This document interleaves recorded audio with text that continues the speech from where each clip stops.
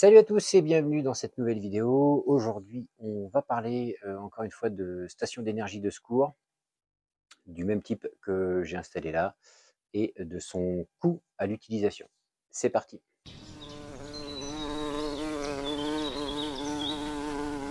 Donc on se retrouve dans cette nouvelle vidéo pour parler encore une fois donc de ce que j'appelle une station d'énergie électrique de secours. Donc à savoir globalement un onduleur hybride et une ou plusieurs batteries, donc qui nous permet de, grâce à l'onduleur hybride qui est un onduleur chargeur en réalité, et dont on n'a pas besoin de panneaux photovoltaïques pour recharger les batteries, c'est-à-dire qu'on vient via notre onduleur recharger nos batteries et dès l'instant qu'on a une coupure d'électricité, clac, l'onduleur bascule et nous redistribue cette électricité via les batteries. Et quand l'EDF revient, inversement, il se met à recharger les batteries et il repasse en mode ligne en disant, et il vient réalimenter le réseau directement comme ça. Donc, ce système-là, outre le fait qu'il y ait un coût à l'achat, qui est quand même assez conséquent en fonction, encore une fois, de la puissance et la capacité des batteries de tout ce matériel. Donc, c'est relativement élevé, mais ça a un coût à l'utilisation. C'est-à-dire que les onduleurs hybrides, les onduleurs hybrides chinois et plutôt entrée de gamme, je dirais, comme le WKS que j'ai là et que je vous ai présenté dans la première vidéo sur cette série de sujets-là.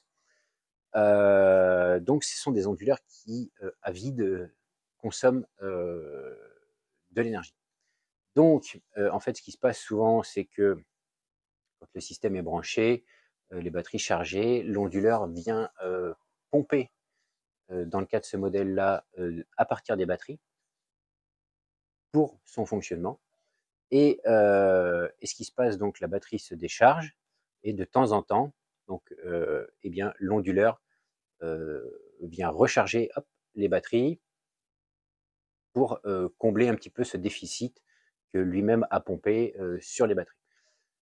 Et donc, eh bien, tout ça, ça a un coût parce que, mine de rien, même si on n'est pas sur une puissance de fonctionnement de 500-600 watts, on est quand même sur ce modèle-là en tout cas.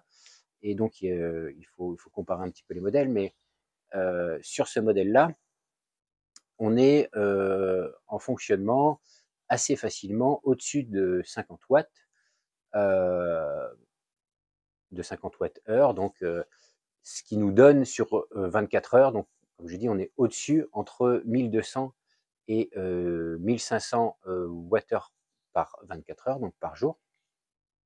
Donc entre 1,2 kg et 1,5 kg watts-heure, encore une fois, par jour.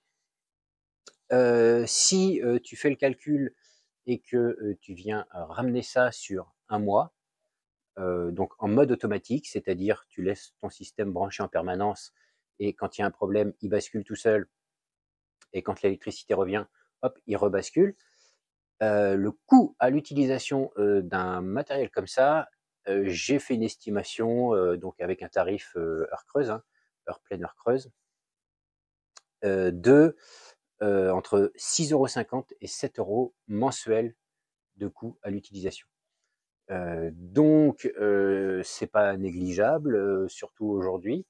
Alors tu peux bidouiller et bricoler pour faire en sorte que euh, tu ne recharges tes batteries uniquement que quand tu te trouves en heure creuse. Donc ça, il y a donc spécifiquement dans ce modèle le WKS, donc Evo Cycle en 5,6 kW. Alors je pense que le modèle un peu moins puissant, c'est la même chose, mais donc tu as un paramétrage où tu peux décider que tu ne vas recharger, tu règles les horaires dans les paramètres de l'onduleur, et tu ne vas recharger les batteries que quand tu te trouves en heure creuse. Donc c'est déjà intégré dedans.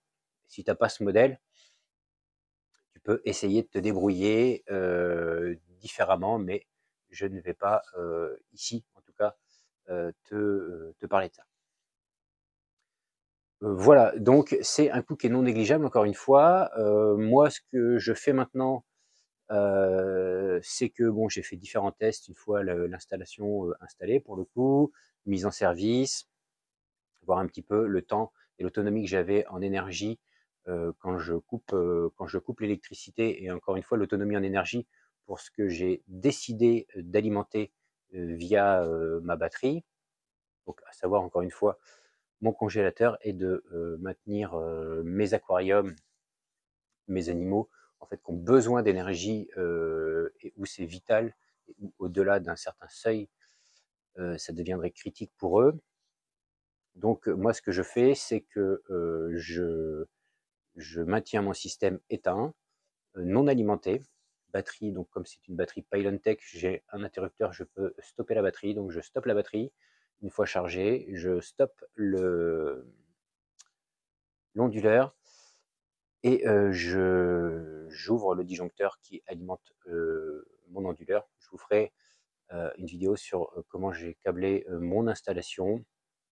Alors pas en détail, mais comment j'ai câblé, parce que j'ai fait des petites bidouilles à ma façon. Donc, mais ça, je ne veux pas la partager parce que voilà, c'est ma petite bidouille.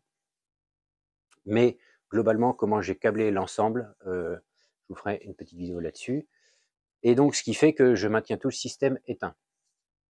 Donc, ce qui va se passer, c'est que je serai obligé d'intervenir en cas de coupure de courant, c'est-à-dire éteindre l'arrivée EDF de mon circuit que je veux maintenir en autonomie, réalimenter via redémarrer ma batterie, mon onduleur, et réalimenter via mon système autonome.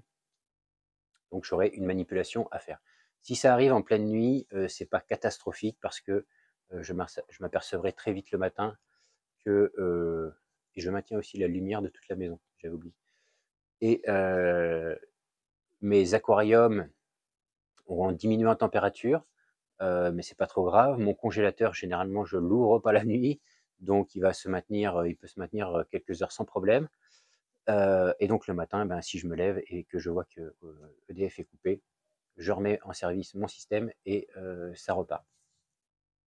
Voilà. Et donc, bien sûr, quand le circuit EDF reviendra, eh bien, je laisserai ma batterie surcharger de nouveau et je rééteindrai une fois ma batterie chargée, je rééteins le système et j'arrête le système. Voilà. Donc, bientôt une prochaine vidéo de comment sera câblé pour que vous compreniez un petit peu comment j'interviens manuellement pour basculer d'un circuit à l'autre sans qu'il y ait les deux qui arrivent en même temps, bien sûr. Je vous ferai ça dans une prochaine vidéo. Si vous avez des questions, n'hésitez pas toujours en commentaire. Si vous avez aimé la vidéo, n'hésitez pas à mettre un petit pouce, à vous abonner bien sûr, à activer la cloche. Je vous dis à la prochaine. Salut!